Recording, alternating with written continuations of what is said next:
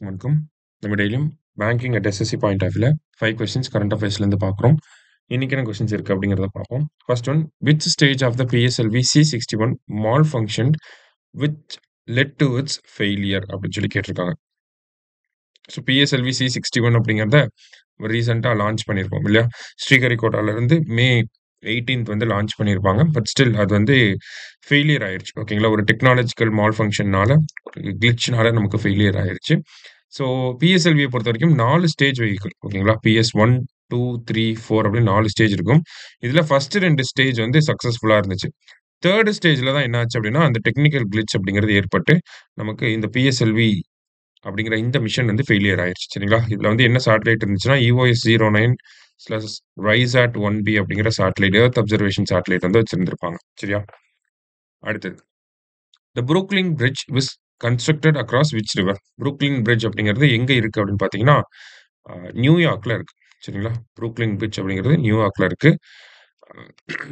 So எதுக்காக இதை நம்ம செய்தியில பார்க்குறோம் அப்படின்னா, மெக்சிகோவோட ஒரு ஷிப். ஓகேங்களா? மெக்சிகோட ஷிப் வந்து குவாட்டமோ அப்படின்னு சொல்லி சொல்லுவாங்க. ஓகேங்களா? என்ன ஸ்பெல்லிங் அப்படிங்கிறத பார்த்தீங்கன்னா, CUAU, அடுத்தது HTEMOC, குவாட்டெமோ. ஓகேங்களா? குவாட்டெமோ. ஸோ குவாட்டமோ அப்படிங்கிற இந்த ஷிப் பார்த்தீங்கன்னா, இந்த புரூக்லின் பிரிட்ஜோட கொலைட் ஆயிருச்சு. சரிங்களா? போய் மோதிருச்சு. ஸோ அதனால நெறைய பேர் வந்து இறந்திருக்காங்க. அந்த மாரி இருக்கு. ஓகேவா? ஸோ இப்ப இந்த புரூக்லின் பிரிட்ஜ் எங்க கன்ஸ்ட்ரக்ட் பண்ணியிருக்காங்க? எந்த ரிவருக்கு அக்ராஸா அப்படின்னு பார்த்தீங்கன்னா, அமெரிக்கால இருக்கக்கூடிய ஈஸ்ட் ரிவர் அக்ராஸா கன்ஸ்ட்ரக்ட் பண்ணியிருக்காங்க. சரியா? ஸோ ஈஸ்ட் ரிவர் அப்படிங்கிறது தான் கரெக்ட் ஆன்சர். அடுத்தது, how many parliamentarians were selected by prime point foundation for Sansad Ratna award அப்படின்னு சொல்லி கேட்டிருக்காங்க.